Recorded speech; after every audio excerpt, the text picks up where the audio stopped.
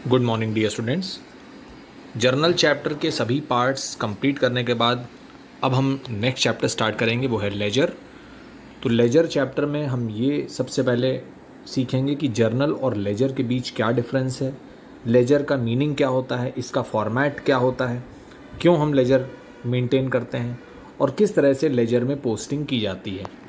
तो जब मैंने अकाउंटिंग साइकिल आपको सिखाया था तो उसी समय हमने ये चीज़ डिस्कस किया था कि जर्नल में हमेशा एंट्री किया जाएगा। तो जर्नल में हमेशा हम एंट्री करते हैं और लेजर में हमेशा हम पोस्टिंग करते हैं। तो कभी भी आपसे ये नहीं कहा जाएगा कि जर्नल पोस्टिंग करिए या लेजर एंट्री करिए। एंट्री वर्ड हमेशा जर्नल के साथ यूज़ किया जाएगा और पोस्टिंग वर्ड हमेशा लेजर के साथ यूज़ किया जाएगा। तो लेजर में हम लोग पोस्टिंग करेंगे और जर्नल में हम एंट्री ऑलरेडी सीख चुके हैं। तो कई बार मैंने ये टर्म यूज़ किया है कि जर्नल एंट्री क्या होगी इसकी, या जर्नल एंट्री कैसे की जाएगी। तो जर्नल के साथ एंट्री वर्ड यूज़ होता है। तो एंट्री का मतलब है कि सबसे पहले आप ट्रांजैक्शन को कहाँ लिखते हैं, उसको हम एंट्री बोलते हैं। तो वो तो जर्नल में लिखा जाता है और जर्नल के बाद फिर उस ट्रांजैक्शन को आप लेजर में लेके जाते हैं और जर्नल से लेजर में ले जाने का जो सीक्वेंस है, जो सिस्टम है, जो तरीका है, उसी को हम पोस्टिंग बोलते हैं। तो जर्नल में आप ट्रांजैक्शन को कैसे लिखते हो, एक एंट्री के फॉर्म में, और लेजर में कैसे लिखते हो आप, एक पोस्टिंग के फॉर्म में। तो लेजर में पोस्टिंग होती है और जर्नल में एंट्री होती है। तो ये चीज़ हमें क्लियर हुई।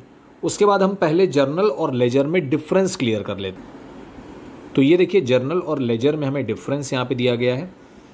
ये पेज नंबर 15 पे है आपकी बुक में। जर्नल एक ओरिजिनल बुक ऑफ एंट्री है, काफ़ी बार हमने डिस्कस किया है, और ledger final book of entry कहलाता है, या प्रिंसिपल बुक ऑफ एंट्री भी हम इसको कहते हैं।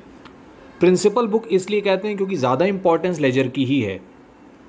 फॉर एग्जांपल, जब मैंने स्टार्ट किया था क्लास को तब भी मैंने ये आपको एग्जांपल शायद दिया होगा कि जब स्कूल में फॉर एग्जांपल होमवर्क मिलता है तो आप सबसे पहले उसको डायरी में नोट डाउन करते हैं, लेकिन फाइनली आप उसको करते हैं अलग अलग रजिस्टर्स में। तो जब एग्ज़ाम आते हैं तो एग्ज़ाम टाइम पे प्रिपरेशन करने के लिए आपकी डायरी ज़्यादा इंपॉर्टेंट नहीं होती, लेकिन आपके रजिस्टर ज़्यादा इंपॉर्टेंट होते हैं। तो सबसे पहले आपने होमवर्क को एंटर ज़रूर किया था डायरी में, तो वो जर्नल का काम कर रहा है। लेकिन जब एग्ज़ाम आ गया तो उस समय उतना ज़्यादा इंपॉर्टेंस आपको जर्नल का नहीं लग रहा है, उस समय ज़्यादा इंपॉर्टेंस आपको लेजर की लग रही है। इसका मतलब जो अलग अलग रजिस्टर्स आपने बना रखे हैं वो ज़्यादा इंपॉर्टेंट हो गए। तो जैसे इंग्लिश का अगर आप रजिस्टर निकालेंगे तो उसमें सिर्फ इंग्लिश का काम मिलेगा, अकाउंट्स में अकाउंट्स का काम मिलेगा आपको, कॉमर्स में कॉमर्स का वर्क मिलेगा। तो लेजर का काम यही होता है कि एक जैसे ट्रांजैक्शंस को एक जगह पे रखना। जैसे हमने जर्नल में ये चीज़ सीखी, जर्नल में जब हम लोग कैश बुक डिस्कस कर रहे थे तो सारे के सारे कैश ट्रांजैक्शंस हमने एक जगह लिख लिए थे, तो उससे हमें कैश ट्रांजैक्शंस को फाइंड आउट करना बहुत ईजी हो गया। परचेज बुक हमने डिस्कस किया तो परचेज बुक में क्रेडिट परचेज एक जगह पे आ गई। ऐसे नॉर्मली अगर आप जर्नल बनाएंगे तो सारे ट्रांजैक्शन मिक्स हो जाते हैं, तो उसमें से कोई मीनिंगफुल रिजल्ट निकाल पाना पॉसिबल नहीं होता। तो जर्नल को प्राइमरी बुक ऑफ एंट्री या ओरिजिनल बुक ऑफ एंट्री हमने कह दिया, लेकिन लेजर को हमने बोला प्रिंसिपल बुक ऑफ एंट्री या बुक ऑफ फाइनल एंट्री। उसके बाद जर्नल का जो बेसिस होता है या जर्नल का जो तरीका होता है प्रिपरेशन का, वो होता है सोर्स डॉक्यूमेंट के हिसाब से बनता है वो। यानी कि जैसे जैसे बिल्स आपके पास आते जाएंगे वैसे वैसे आप जर्नल में उसकी एंट्री करते जाएंगे।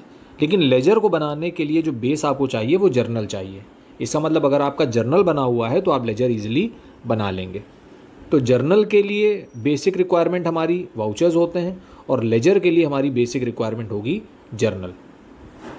उसके बाद स्टेज ऑफ रिकॉर्डिंग लिखा है यहाँ पे। तो जर्नल में फर्स्ट स्टेज में होती है और जो लेजर में होती है वो सेकंड स्टेज में होती है। तो जर्नल पहले बनेगा और लेजर आपका बाद में बनेगा। जर्नल में क्रोनोलॉजिकल सीक्वेंस में सारे के सारे ट्रांजैक्शंस को रिकॉर्ड कर लिया जाता है, सारे ट्रांजैक्शंस, मतलब कोई भी हो, किसी भी तरह का ट्रांजैक्शन हो। लेकिन लेजर में क्यों बना रहे हैं हम इसको, it is prepared to see the net effect of various transactions affecting a particular account. तो यहाँ पे पर्टिकुलर अकाउंट ज़्यादा इंपॉर्टेंट है कि यहाँ पे सिर्फ एक पर्टिकुलर अकाउंट के ट्रांजैक्शंस को ही हम एक जगह पे रिकॉर्ड करते हैं। तो अगर फॉर एग्जांपल परचेज का ट्रांजैक्शन 4 तारीख को हुआ है और उसके बाद दूसरी बार ट्रांजैक्शन हुआ है 10 तारीख को, तो हम पहले 4 तारीख का ट्रांजैक्शन लिखेंगे फिर 10 तारीख का ट्रांजैक्शन लिखेंगे। ऐसा नहीं है कि 4 तारीख से लेकर 10 तारीख के बीच में कोई और ट्रांजैक्शन हुआ ही नहीं होगा। पर परचेज़ का ट्रांजैक्शन अगर होगा तभी हम लिखेंगे परचेज़ अकाउंट में, वरना नहीं लिखेंगे। उसके बाद जर्नल का फॉर्मेट तो हमने डिस्कस किया ही था, इसमें 5 कॉलम्स होते हैं। अभी हम लोग लेजर का फॉर्मेट भी डिस्कस कर लेंगे, तो दोनों के बीच में डिफरेंस आपको क्लियर हो जाएगा। जर्नल की बैलेंसिंग नहीं की जाती। मैक्सिमम आप क्या कर सकते हैं, टोटल्स कर सकते हैं, डेबिट और क्रेडिट साइड के कॉलम्स को टोटल कर सकते हैं आप, लेकिन लेजर में हम लोग बैलेंसिंग करते हैं। तो अभी जब हम लोग लेजर बनाना सीखेंगे तो आपको समझ में आ जाएगा कि लेजर बैलेंसिंग क्या होती है। तो ये जर्नल और लेजर के बीच में कुछ डिफरेंसेस हैं, कोई भी 2 डिफरेंसेस आपको एटलीस्ट पता होने चाहिए। तो जर्नल में हम क्या करते हैं, जर्नलाइजिंग करते हैं, और लेजर में क्या करते हैं, पोस्टिंग करते हैं। मैंने बता दिया आपसे कि लेजर में हम लोग पोस्टिंग करते हैं। तो इस तरह से कुछ डिफरेंसेस हमें जर्नल और लेजर के बीच में पता होने चाहिए। और जब लेजर बन जाता है तो उसके बाद 3rd स्टेप होता है हमारा ट्रायल बैलेंस। तो ये चीज़ तो आप अकाउंटिंग साइकिल में भी देख सकते हैं कि पहले रिकॉर्डिंग इन बुक्स था, इसका मतलब जर्नल में एंट्री करना, उसके बाद लेजर पोस्टिंग था, और बाद में ट्रायल बैलेंस था। तो ट्रायल बैलेंस हम लोग बाद में सीखेंगे, आज हम लोग पहले लेजर सीखेंगे। तो लेजर के लिए हमने ये डिस्कस कर लिया कि laser is a book of final entry, इसको हम प्रिंसिपल बुक ऑफ अकाउंट भी बोल सकते हैं। जर्नल से ज़्यादा इंपॉर्टेंस इसको दिया जाता है। Laser is a master record of all accounts of the business के जितने भी अकाउंट्स हैं वो फाइनली लेजर में ही ओपन किए जाएंगे। जर्नल से प्रिपेयर किया जाएगा इसको, पहले जर्नल बाद में लेजर। सभी अकाउंट्स के करंट बैलेंस को ये शो कर देता है आपको कि बैलेंस कितना बच रहा है। जैसे कैश बुक में आपने बैलेंस करना सीखा था, कैश बुक में हमने डेबिट साइड को टोटल किया, फिर क्रेडिट साइड को टोटल किया, और जिस साइड कम अमाउंट आ रहा होता था उधर हम बैलेंस को लिख देते थे। तो वही तरीका लेजर में भी होगा। लेजर की बैलेंसिंग करना कोई बड़ी चीज़ नहीं है, जैसे कैश बुक में आपने किया है, कैश कॉलम को बैलेंस किया हमने, बैंक कॉलम को बैलेंस किया, ठीक उसी तरह से लेजर की बैलेंसिंग भी की जाती है। तो लेजर की यूटिलिटी की अगर हम बात करें तो ये हमको एक पर्टिकुलर अकाउंट की पूरी इन्फॉर्मेशन एक ही जगह पे प्रोवाइड कर देता है। तो it provides complete information of a particular account. जैसे आपका एक इंग्लिश का रजिस्टर हो गया तो वो इंग्लिश की सारी इन्फॉर्मेशन आपको, सारे क्वेश्चंस एक ही जगह पे प्रोवाइड कर देता है। कॉमर्स का रजिस्टर आपको कॉमर्स से रिलेटेड सारे क्वेश्चंस एक ही जगह पे प्रोवाइड कर देता है। तो ये फैसिलिटी आपको स्कूल डायरी नहीं प्रोवाइड कर सकती। तो इसलिए हमको क्या होता है कि हमको सारे इनकम्स की और सारे एक्सपेंसेस की एक प्रॉपर नॉलेज होती है, जिससे आगे चल के हम प्रॉफिट या लॉस कैलकुलेट कर सकते हैं। और जिस तरह से जर्नल आपका लेजर बनाने में हेल्प करता है, ठीक उसी तरह से लेजर की हेल्प से हम ट्रायल बैलेंस बना सकते हैं आगे चल के, क्योंकि लेजर के जो बैलेंसेस आएंगे उसी से आप ट्रायल बैलेंस बनाते हैं। अब हम लोग फॉर्मेट देख लेते हैं। ये है फॉर्मेट लेजर का। लेजर का फॉर्मेट हमेशा टी शेप में बनता है। ये देखिए, टी शेप्ड अकाउंटिंग। तो ये एक बड़ा सा टी अगर हम बना दें तो ये लेजर का फॉर्मेट हो गया। बीच में एक डिवाइडिंग लाइन है, date, particular, journal folio, amount, और यहाँ पे भी डेट, पर्टिकुलर, जर्नल फोलियो और अमाउंट। तो 4 कॉलम्स लेफ्ट हैंड साइड पे हैं, 4 कॉलम्स राइट हैंड साइड पे। लेफ्ट हैंड साइड को हम डेबिट साइड कहेंगे और राइट हैंड साइड को हम क्रेडिट साइड कहेंगे। तो ये है हमारा लेजर का फॉर्मेट। तो लेजर का जो फॉर्मेट है वो टी शेप में बनता है। तो लेफ्ट हैंड साइड और राइट हैंड साइड, हर अकाउंट के 2 साइड होते हैं। तो लेजर में हम लोग अकाउंट वर्ड यूज़ करते हैं और जर्नल में हम बुक्स वर्ड यूज़ करते हैं। जर्नल में हमने हमेशा बुक वर्ड यूज़ किया था, cash book, sales book, purchase return book, sales return book. हमने अकाउंट वर्ड नहीं यूज़ किया। और अब लेजर में हम कौन सा वर्ड यूज़ करते हैं, अकाउंट वर्ड यूज़ करते हैं। Cash account, purchase account, sales account, purchase return account, wages account, salaries account, इस तरह से। तो अकाउंट वर्ड अगर यूज़ हो रहा है तो इट इज़ क्वाइट ऑब्वियस कि वो लेजर का पार्ट होगा। और लेजर में हमेशा 2 साइड्स होते हैं। जैसे एक टी अगर बना दें, हम लेटर टी बना दें, तो उसमें एक लेफ्ट हैंड साइड होता है, एक राइट हैंड साइड होता है। तो लेफ्ट हैंड साइड हमारा डेबिट साइड है और राइट हैंड साइड हमारा क्रेडिट साइड है। तो सभी अकाउंट के हमेशा 2 साइड होंगे। तो ये हो गया लेजर का फॉर्मेट। और काफ़ी कुछ इसी तरह से हमने कैश बुक का फॉर्मेट भी बनाया था। कैश बुक में भी left hand side debit side थी और right hand side credit side था। तो इसका फॉर्मेट काफ़ी कुछ कैश बुक से आपका मिलता है। यहाँ पोस्टिंग लिखा हुआ है, the process of transferring the information from journal to ledger is called posting. तो ये तो ऑलरेडी मैंने बता दिया आपको। तो अब हम देखते हैं कि जर्नल से हम लोग लेजर में किस तरह से ट्रांजैक्शंस को पोस्ट करेंगे। तो अगर कोई जर्नल एंट्री आप देखें, जैसे एक बहुत ही सिंपल एंट्री यहाँ पे लिखी हुई है, हमने इलेक्ट्रिसिटी एक्सपेंसेस का पेमेंट किया, तो उसकी एंट्री हमने कर दी electricity expenses debit to bank, ये एंट्री हमने कर दी, बहुत ही नॉर्मल सी एंट्री है। तो अब यहाँ पे देखिए दो अकाउंट हैं, इलेक्ट्रिसिटी एक्सपेंसेस अकाउंट और बैंक अकाउंट, दो अकाउंट हमको दिख रहे हैं। तो तुरंत हम दो अकाउंट खोल देंगे। ये देखिए यहाँ पे हमने दो अकाउंट खोल दिए, हेडिंग डाली लेजर, एक अकाउंट हमने बनाया इलेक्ट्रिसिटी एक्सपेंसेस का और एक बनाया बैंक का। फॉर्मेट बिल्कुल सेम हमने रखा, डेबिट साइड और क्रेडिट साइड, दो साइड हो गए हमारे। Date particular JF amount, date particular JF amount, तो सेम कॉलम्स हमने दोनों अकाउंट्स में बना लिए। तो ये तो हमारा हो गया, लेजर का फॉर्मेट हमेशा सेम रहता है। अब हम एंट्री देखेंगे और इस लेजर को देखेंगे। तो एंट्री देखिए, इलेक्ट्रिसिटी एक्सपेंसेस अकाउंट डेबिट हुआ है। तो अब जब आप इलेक्ट्रिसिटी एक्सपेंसेस अकाउंट बनाएंगे तो आप उसके डेबिट साइड में आ जाएंगे तुरंत। जर्नल एंट्री में इलेक्ट्रिसिटी एक्सपेंसेस अकाउंट डेबिट हुआ है तो come to the debit and write the credit. Credit में क्या लिखा हुआ है, टू बैंक अकाउंट, तो आपने यहाँ लिखा टू बैंक अकाउंट। तो डेट डाला आपने मार्च 6। उसके बाद इलेक्ट्रिसिटी एक्सपेंसेस अकाउंट आप बना रहे हैं तो यहाँ पे आपने लिखा इलेक्ट्रिसिटी एक्सपेंसेस अकाउंट। अब आप देखिए जर्नल एंट्री में इलेक्ट्रिसिटी अकाउंट आपका डेबिट हुआ है तो you will come to the debit side and you will write the credit. तो क्रेडिट में क्या लिखा हुआ है, टू बैंक, तो आपने यहाँ लिखा टू बैंक। और अमाउंट आप कौन सा लिखेंगे, जो इलेक्ट्रिसिटी के सामने लिखा हुआ है 1200, तो यहाँ पे आपने लिख दिया 1200। तो इलेक्ट्रिसिटी एक्सपेंसेस अकाउंट के डेबिट साइड में अगर आप कुछ भी लिख रहे हो तो इसका मतलब इलेक्ट्रिसिटी एक्सपेंसेस अकाउंट को आपने डेबिट कर दिया है। अब आप सिर्फ क्रेडिट वाली चीज़ को लिख के बताएंगे। तो क्रेडिट में क्या था, टू बैंक अकाउंट, तो यहाँ पे आपने लिख दिया टू बैंक अकाउंट। इस तरह से पोस्टिंग की जाती। बैंक अकाउंट भी देख लेते हैं नीचे। जर्नल एंट्री में बैंक अकाउंट आपका क्रेडिट हुआ है, देखिए तो बैंक अकाउंट क्रेडिट हुआ है तो आपने तुरंत यहाँ पे बैंक अकाउंट बनाया, हेडिंग डाली बैंक अकाउंट। और जर्नल एंट्री में बैंक अकाउंट क्रेडिट था तो come to the credit and write the debit. Debit में क्या लिखा हुआ था, इलेक्ट्रिसिटी एक्सपेंसेस, तो आपने लिखा इलेक्ट्रिसिटी एक्सपेंसेस। और क्रेडिट में बाय लिखते हैं, ये तो आपको ऑलरेडी पता है, कैश बुक में हमने किया है। तो एंट्री में एक्सपेंसेस डेबिट हुआ था और बैंक क्रेडिट हुआ था, तो bank credit come to the credit and write the debit. तो डेबिट में क्या लिखा था, इलेक्ट्रिसिटी एक्सपेंसेस अकाउंट। इसी तरह से पोस्टिंग हम लोग हमेशा करते हैं। पोस्टिंग का तरीका चेंज नहीं होने वाला, आप एक बार पोस्टिंग करें या 1000 बार पोस्टिंग करें, पोस्टिंग इसी तरह से होगी। तो ये एक सिंपल एंट्री थी जिसमें एक डेबिट था एक क्रेडिट था। अब हम लोग एक कंपाउंड एंट्री भी देख लेते हैं कि उसकी पोस्टिंग कैसे की जाएगी। तो ये एक कंपाउंड एंट्री हमारे सामने। कंपाउंड एंट्री का मतलब जिसमें एक से ज़्यादा डेबिट या एक से ज़्यादा क्रेडिट है। तो यहाँ पे देखिए तीन अकाउंट यहाँ पे हमको दिख रहे हैं, purchase debit, furniture debit, to bank.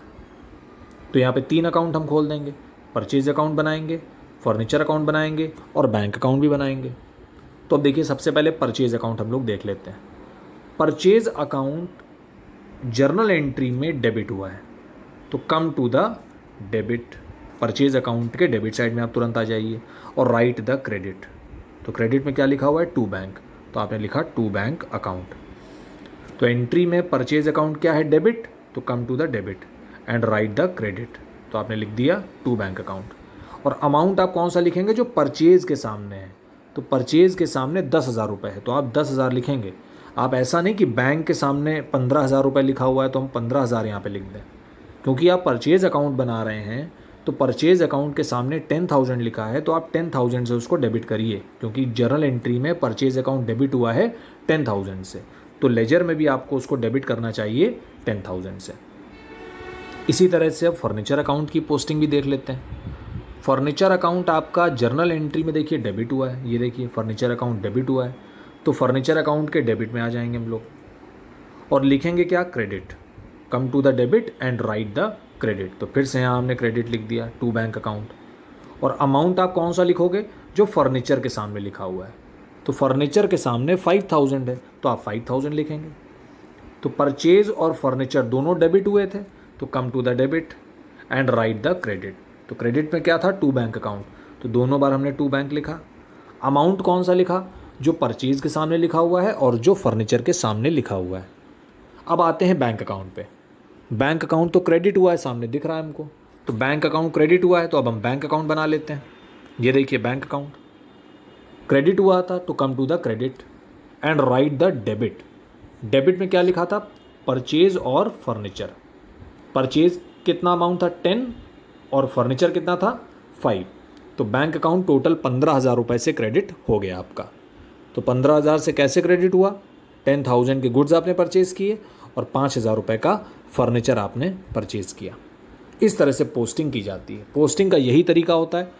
Journal entry आपके सामने है, जर्नल एंट्री से आप लेजर में इसी तरह से पोस्टिंग करेंगे। तो ये कंपाउंड एंट्री की पोस्टिंग थी। तो ये देखिए, जैसे ये एंट्री हमारे सामने लिखी हुई है, cash account debit to bad debts recovered. Bad debts recovered की एंट्री है ये। अब इसकी पोस्टिंग हमें करनी है, तो हम कैश अकाउंट खोलेंगे और बैड डेट्स रिकवर्ड अकाउंट खोलेंगे। 2 अकाउंट है हमारे पास। तो सबसे पहले हमने कैश अकाउंट बनाया। जर्नल एंट्री में कैश अकाउंट क्या हुआ है? डेबिट हुआ है। तो we will come to the debit and write the credit. तो क्रेडिट में क्या है? Bad debts recovered. तो यहाँ पे हमने लिख दिया टू बैड डेट्स रिकवर्ड, और अमाउंट जो कैश के सामने होगा, तो कैश के सामने 600 है। अब हम बैड डेट्स रिकवर्ड अकाउंट भी खोलेंगे। तो बैड डेट्स रिकवर्ड अकाउंट तो क्रेडिट हुआ था जर्नल एंट्री में, क्योंकि एंट्री क्या थी? Cash account debit to bad debts recovered. तो bad debts recovered account credit हुआ है, तो come to the credit and write the debit. Debit में क्या था? कैश। तो हमने यहाँ लिखा बाय कैश, और अमाउंट जो बैड डेट्स रिकवर्ड के सामने है। तो इसी तरह से पोस्टिंग की जाएगी। आप एक एंट्री की पोस्टिंग करें या कितनी भी एंट्री की पोस्टिंग आप करें, सीक्वेंस यही रहेगा, सिस्टम यही रहेगा हमेशा। कुछ और भी इलस्ट्रेशंस हम लोग देखते हैं, कुछ और भी एग्जांपल्स देख लेते हैं। अब हम लोग ओपनिंग एंट्री की पोस्टिंग देखते हैं। सबसे पहले ओपनिंग एंट्री मैंने आपको बताया था कि जो साल की पहली एंट्री होती है वो ओपनिंग एंट्री होती है। मतलब जो पिछले साल के पुराने बैलेंसेज हैं उसको हम न्यू ईयर में जब कैरी फॉरवर्ड करके लाते हैं तो हम ओपनिंग एंट्री के थ्रू करके लाते हैं। तो ओपनिंग एंट्री कैसे करते हैं? सारे असेट्स को हम डेबिट करते हैं और सारी लाइबिलिटीज़ को हम क्रेडिट कर लेते हैं। तो यहाँ पे हमको इलस्ट्रेशन नंबर 1 दिया हुआ है, cash, debtors, stock, plant, land. ये 5 असेट्स हैं हमारे और एक हमको लाइबिलिटी दी है। तो सभी असेट्स को हम डेबिट कर लेंगे, लाइबिलिटी को हम क्रेडिट कर लेंगे, तो हमको कैपिटल पता चल जाएगी। तो इस तरह से देखिए ये एंट्री की गई है पहले तो all assets are debited, only 1 liability is credited और कैपिटल इज़ क्रेडिटेड। तो कैपिटल का आंसर आ गया 1,70,000 रुपये। तो अब ओपनिंग एंट्री जब हमने की तो हमने देखा कि हमारे पास 7 अकाउंट्स हो गए हैं। अब यहाँ पे 5 अकाउंट्स तो असेट्स के हैं, 4, 5 और ये 6, 7, 2 अकाउंट्स लाइबिलिटी के हैं। तो 7 अकाउंट्स आप ओपन करेंगे सबसे पहले। तो ये देखिए लेजर यहाँ से स्टार्ट हो रहा है और कितने अकाउंट्स बनाए गए हैं? सबसे पहले कैश अकाउंट, फिर डेटर्स अकाउंट 2 हो गए, फिर ये देखिए स्टॉक, प्लांट, लैंड 5 हो गए, और उसके बाद क्रेडिटर्स और कैपिटल 7 अकाउंट्स हो गए हमारे। ओपनिंग एंट्री की पोस्टिंग कैसे की जाएगी? अब पोस्टिंग देख लेते हैं। तो देखिए कैश अकाउंट हमारा डेबिट हुआ है, तो कम टू द डेबिट। अब यहाँ पे ऐसा नहीं करना है कि write the credit. Cash account is debit so come to the debit, but now don't write the credit. ये कोई ट्रांजैक्शन नहीं है जिसकी पोस्टिंग की जा रही है। यहाँ पे हम सिर्फ लिखते हैं टू बैलेंस ब्रॉट डाउन। तो ओपनिंग एंट्री की पोस्टिंग करने के लिए सिर्फ बैलेंस लिखा जाता है। इसी तरह से हम लोग डेटर्स अकाउंट भी देखते हैं। डेटर्स अकाउंट भी डेबिट हुआ है, तो कम टू द डेबिट। और यहाँ पे ये सिस्टम फॉलो नहीं होगा कि राइट द क्रेडिट। तो डेटर्स अकाउंट डेबिट हुआ है तो आप डेबिट में क्या लिखेंगे? टू बैलेंस ब्रॉट डाउन, बस सिर्फ इतना लिखेंगे। तो ओपनिंग एंट्री की पोस्टिंग जो होती है वो सिर्फ बैलेंस के नाम से ही की जाती है, क्योंकि ये पुराना बैलेंस होता है जिसको हम आगे लेके आ रहे हैं। तो this is not a transaction. यहाँ कोई ट्रांजैक्शन नहीं हुआ है। यहाँ पे पुराने बैलेंस को हम सिर्फ आगे लेके आए हैं। तो जितने भी डेबिट हुए थे अकाउंट्स, उन सब के डेबिट में देखिए लिखा होगा। ये देखिए स्टॉक भी डेबिट हुआ था तो डेबिट में लिखा है, प्लांट भी असेट है डेबिट में लिखा है, लैंड भी असेट है डेबिट में लिखा हुआ है, और क्रेडिटर और कैपिटल 2 लाइबिलिटी थी हमारी, दोनों क्रेडिट थी। तो देखिए क्रेडिट में लिखा हुआ है by balance brought down, by balance brought down. तो ओपनिंग एंट्री की पोस्टिंग सिर्फ इसी तरह से की जाती है। यहाँ पे ट्रांजैक्शन की पोस्टिंग जैसे की जाती है वो सिस्टम फॉलो नहीं होता। और डेबिट में हम लोग टू यूज़ करते हैं, क्रेडिट में हम लोग बाय यूज़ करते हैं। ये हम लोग पहले भी डिस्कस कर चुके हैं, इसका कोई स्पेशल मीनिंग नहीं है, बस सिर्फ डेबिट और क्रेडिट को अलग अलग करने के लिए ऐसा हम लोग करते हैं। और बैलेंसिंग कैसे की जाएगी? बैलेंसिंग ठीक उसी तरह से की जाएगी जैसे आप कैश बुक की बैलेंसिंग करते थे। सारे ट्रांजैक्शंस लिखने के बाद डेबिट साइड टोटल करेंगे, क्रेडिट साइड टोटल करेंगे, और जिधर कम आता है उधर हम लोग बैलेंसिंग कर देते हैं, उधर हम बैलेंस लिख देते हैं। तो बैलेंस CD लिखते हैं हम लोग, बाय बैलेंस CD या टू बैलेंस CD। CD का मतलब कैरी डाउन होता है, और जब नेक्स्ट मंथ इसी बैलेंस को हम लोग नीचे लेके आते हैं तो हम लोग ब्रॉड डाउन लिखते हैं, ये देखिए BD। तो 1 अप्रैल को कौन सा बैलेंस नीचे ला रहे हैं हम लोग, जो 31 मार्च को क्लोजिंग रहा होगा। तो ठीक एक दिन पहले 31 मार्च होगी, तो 31 मार्च को जो क्लोजिंग बैलेंस था वो 1 अप्रैल को ओपनिंग बन गया। तो नीचे जब लेके आए हम बैलेंस को तो हमने लिखा ब्रॉड डाउन, और जब हमने बैलेंस निकाला होगा 31 मार्च को तो उस दिन हमने लिखा होगा कैरीड डाउन, CD लिखते हैं उसको, CD। तो इस तरह से बैलेंसिंग की जाती है। तो ये प्रोसेस भी लिखा हुआ है, कोई बहुत ज़्यादा स्पेशल प्रोसेस नहीं है। कैश बुक, जिन स्टूडेंट्स ने कैश बुक चैप्टर को अच्छे से किया है वो ऑलरेडी समझ जाएंगे कि बैलेंसिंग कैसे की जाएगी। तो अब कुछ इलस्ट्रेशंस जैसे यहाँ पे देखिए दिए हुए हैं। इलस्ट्रेशन नंबर 2 आपको दिया हुआ है, journalise the following transactions and post them into the ledger. तो पहले आपको जर्नल एंट्री सारी करनी है और फिर जितने भी अकाउंट्स खुल रहे हैं सबको लेजर में हमको खोलना है। तो ये देखिए सबसे पहले जर्नल बना हुआ है, तो जर्नल में सारे ट्रांजैक्शंस की एंट्री आपने कर दी। उसके बाद एक एक एंट्री को देखते जाएंगे और लेजर में अकाउंट देखिए हम लोग खोलते जाएंगे। तो लेजर में पहला अकाउंट खुला है कैश अकाउंट। तो अब जहाँ जहाँ भी आपको कैश के ट्रांजैक्शंस दिखते रहें आप उसकी पोस्टिंग यहाँ पे करते रहेंगे। ये देखिए फिर कैपिटल अकाउंट है, फिर बैंक अकाउंट है, परचेज अकाउंट, सेल्स अकाउंट, इस तरह से जो भी अकाउंट आपको मिलता जाएगा उसको आप बार बार खोलते जाएंगे। पर एक ही अकाउंट को बार बार नहीं खोलना है। एक बार आपने कैश अकाउंट खोल दिया तो पूरे जर्नल में जहाँ भी आपको कैश की एंट्री दिखेगी आप उसी कैश अकाउंट में लिखेंगे। तो ये देखिए कैश अकाउंट हमने यहाँ पे खोला, बार बार हम कैश अकाउंट नहीं खोलेंगे। इस पूरे जर्नल में जहाँ भी आपको कैश वर्ड मिलेगा उसकी एंट्री आप कैश अकाउंट में कर दोगे। तो काफ़ी सारी एंट्री हैं जहाँ पे कैश अकाउंट देखिए लिखा हुआ है, यहाँ भी कैश है, यहाँ भी कैश है, यहाँ भी कैश है। तो सारी एंट्रीज आप चेक कर लीजिए, जहाँ भी कैश अकाउंट यूज़ हुआ है तो उसकी पोस्टिंग आपको कैश अकाउंट में ही करनी है। अगर एंट्री में कैश अकाउंट डेबिट हुआ है तो डेबिट साइड पोस्टिंग करिए, और क्रेडिट हुआ है तो क्रेडिट साइड पोस्टिंग करिए। क्रेडिट साइड अगर पोस्टिंग कर रहे हैं तो जो डेबिट में लिखा है वो लिख दीजिए, और डेबिट साइड पोस्टिंग कर रहे हैं तो जर्नल एंट्री में जो क्रेडिट में लिखा है उसको लिख देंगे। तो वही सिस्टम फॉलो होगा, come to the debit and write the credit. तो इस तरह से हमारे सारे अकाउंट्स आप ओपन करेंगे। बैलेंसिंग मैंने बता दिया, बैलेंसिंग करना कोई स्पेशल चीज़ नहीं है। जिस तरह से कैश बुक की बैलेंसिंग हो रही थी ठीक वैसे ही आपकी सारे अकाउंट्स की बैलेंसिंग भी की जाएगी। थर्ड इलस्ट्रेशन में भी देखिए, सबसे पहले बिज़नेस स्टार्ट किया गया है, कैपिटल इंट्रोड्यूस की गई होगी, फिर कुछ ट्रांजैक्शंस आपको दिए हैं, सबकी आप जर्नल एंट्री बना सकते हैं, और उसके बाद देखिए लेजर अकाउंट्स भी बनाए गए हैं। तो सारे लेजर अकाउंट्स भी यहाँ पे बने हुए हैं। तो पहले जर्नल एंट्री नहीं बनाई है तो उसकी कोई रिक्वायरमेंट भी नहीं है। अगर आप चाहें तो पहले एंट्री बना लें और बाद में इसकी सारी पोस्टिंग आप एक बार चेक कर लें। तो सभी स्टूडेंट्स ये इलस्ट्रेशन अपने आप ज़रूर सॉल्व कर लेंगे। इलस्ट्रेशन नंबर 3 आप बहुत अच्छे से सॉल्व कर लेंगे। यहाँ पे देखिए लिखा भी हुआ है, students are advised to pass journal entry and then prepare ledger accounts. तो ये आपका एक रिवीजन भी हो जाएगा कि आप पहले जर्नल एंट्री बना लें और बाद में अपनी बनाई हुई जर्नल एंट्री से ये सारे लेजर अकाउंट आप देखें। तो जो एंट्री आपने बनाई फिर उसी के हिसाब से आप लेजर पोस्टिंग भी देखते रहिए। तो लेजर पोस्टिंग का इतना बड़ा क्वेश्चन एग्जाम में नहीं आ सकता कभी, पर लेजर पोस्टिंग का ऐसा क्वेश्चन ज़रूर आ सकता है कि आपको 4 या 5 ट्रांजैक्शंस दे दिए और फिर आपसे कहा गया कि भाई पहले आप जर्नल एंट्री करिए फिर उसी एंट्री के हिसाब से आप लेजर अकाउंट बनाइए। तो ऐसा क्वेश्चन ज़रूर आ सकता है। तो इस इलस्ट्रेशन को सभी स्टूडेंट्स अपने आप सॉल्व करेंगे। इलस्ट्रेशन नंबर 3 की एंट्रीज आप पहले बनाएंगे और फिर इसकी पूरे जो लेजर अकाउंट बने हुए हैं इसको आप अपने आप देखेंगे, अपनी एंट्री से कंपेयर करेंगे कि ये पोस्टिंग आपको समझ में आ रही है या नहीं आ रही है। तो इस तरह से आप इस लेजर चैप्टर को अच्छे से सीख सकते हैं। तो हम लोग ने काफ़ी कुछ डिस्कस कर लिया है, जो पोस्टिंग का तरीका है उसके बारे में हमने डिस्कस कर लिया। यहाँ पे एक चीज़ और मैं बताना चाहूँगा, हमने स्टार्टिंग में डिस्कस किया था कि अकाउंट्स हमारे 3 तरह के होते हैं, रियल अकाउंट्स, पर्सनल अकाउंट्स और नॉमिनल अकाउंट्स। जब बैलेंसिंग की बात करते हैं हम लोग तो हम लोग रियल अकाउंट और पर्सनल अकाउंट की बैलेंसिंग तो करते हैं लेकिन नॉमिनल अकाउंट की बैलेंसिंग नहीं करते। नॉमिनल अकाउंट ऐसे अकाउंट्स होते हैं जो हर साल बंद कर दिए जाते हैं। क्योंकि ये कौन से अकाउंट होते हैं? नॉमिनल अकाउंट्स हमारे प्रॉफिट्स के, इनकम्स के, गेंस के, रेवेन्यू के, एक्सपेंसेस के और लॉसेस के। तो ये जितने भी अकाउंट ये वाले होते हैं ये सब नॉमिनल अकाउंट होते हैं। तो इस तरह के अकाउंट्स को हर साल बंद कर दिया जाता है और हर साल खोला जाता है। तो नॉमिनल अकाउंट्स के लिए हम क्या करते हैं कि nominal accounts are closed at the end of each year. Real account और पर्सनल अकाउंट की तो बैलेंसिंग की जाती है, क्योंकि ये अकाउंट एक साल से दूसरे साल कैरी फॉरवर्ड हो सकते हैं।